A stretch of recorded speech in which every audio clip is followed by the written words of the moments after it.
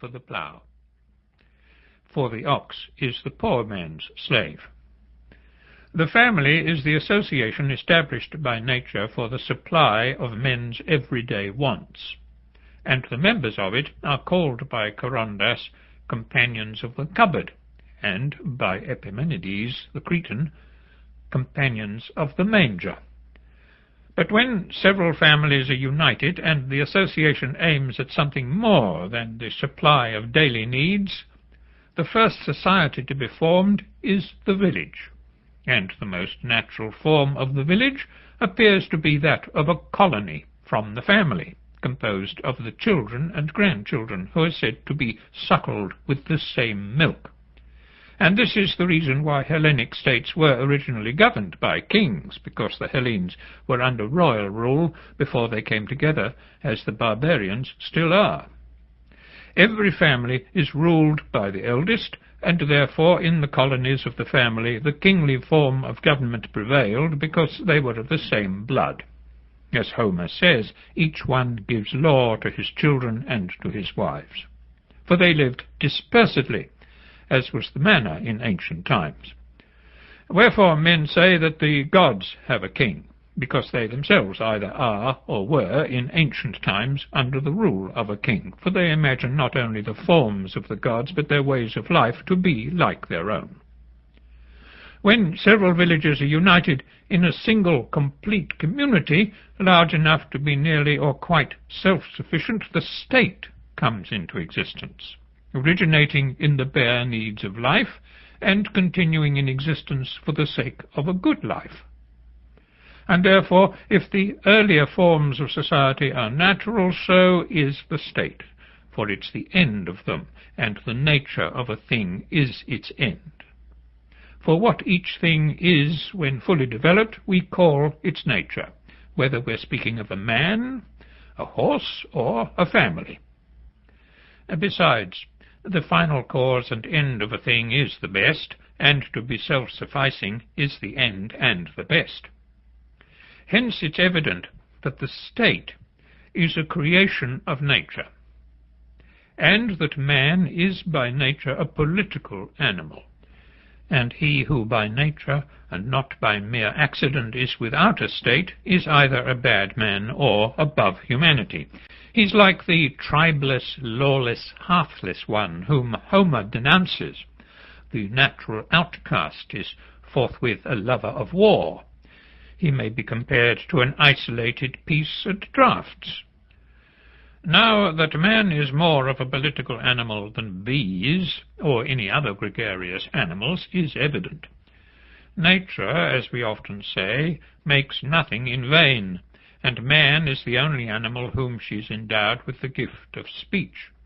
And whereas mere voice is but an indication of pleasure or pain, and is therefore found in other animals, for their nature attains to the perception of pleasure and pain, and the intimation of them to one another, and no further, the power of speech is intended to set forth the expedient and inexpedient, and therefore likewise the just and the unjust.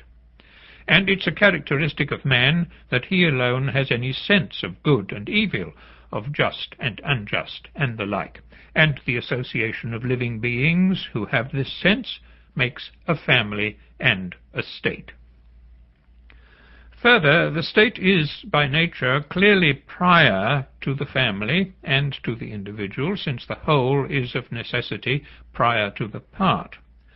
For example, if the whole body be destroyed, there will be no foot or hand, except in an equivocal sense, as we might speak of a stone hand, for when destroyed the hand will be no better than that.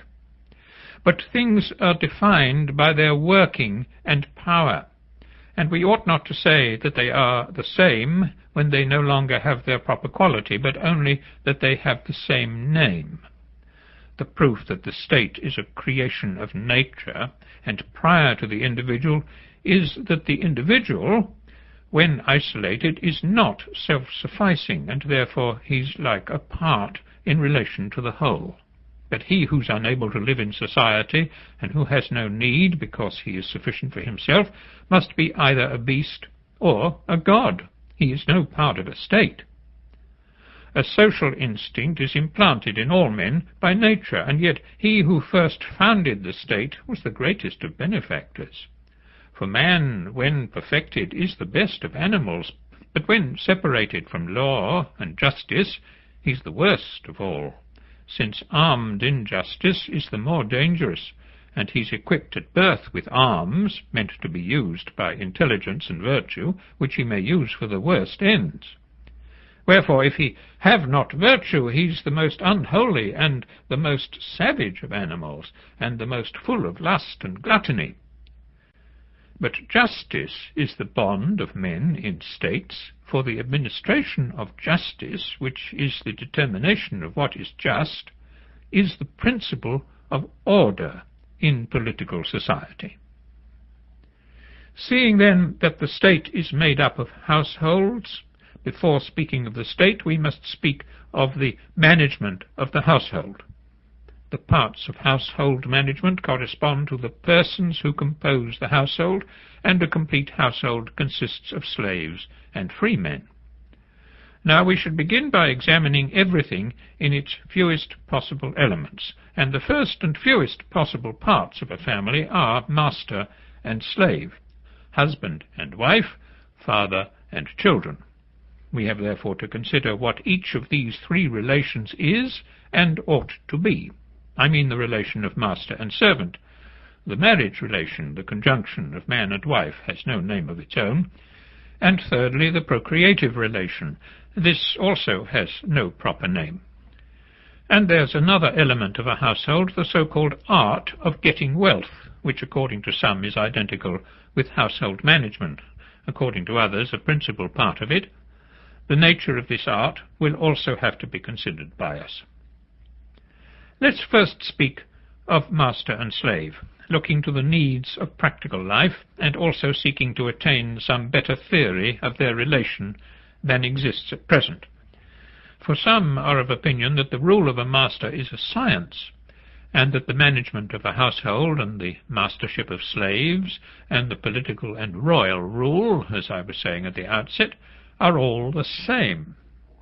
Others affirm that the rule of a master over slaves is contrary to nature, and that the distinction between slave and free man exists by law only and not by nature, and being an interference with nature is therefore unjust.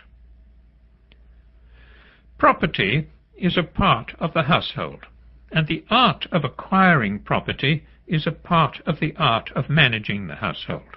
For no man can live well, or indeed live at all, unless he be provided with necessaries. And as in the arts, which have a definite sphere, the workers must have their own proper instruments for the accomplishment of their work. So it is in the management of a household. Now, instruments are of various sorts. Some are living, others lifeless. In the rudder, the pilot of a ship has a lifeless, in the lookout man, a living instrument. For in the arts, the servant is a kind of instrument. Thus, too, a possession is an instrument for maintaining life.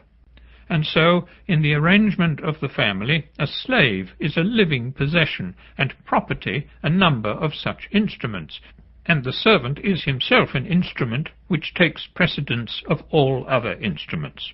For if every instrument could accomplish its own work, obeying or anticipating the will of others, like the statues of Daedalus, or the tripods of Hephaestus, which, says the poet, of their own accord entered the assembly of the gods, if in like manner the shuttle could weave, and the plectrum touch the lyre without a hand to guide them, chief workmen would not want servants, nor masters slaves. Here, however, another distinction must be drawn. The instruments, commonly so called, are instruments of production, whilst a possession is an instrument of action. The shuttle, for example, is not only of use, but something else is made by it, whereas of a garment or of a bed there is only the use. Further, as production and action are different in kind, and both require instruments, the instruments which they employ must likewise differ in kind. But life is action, and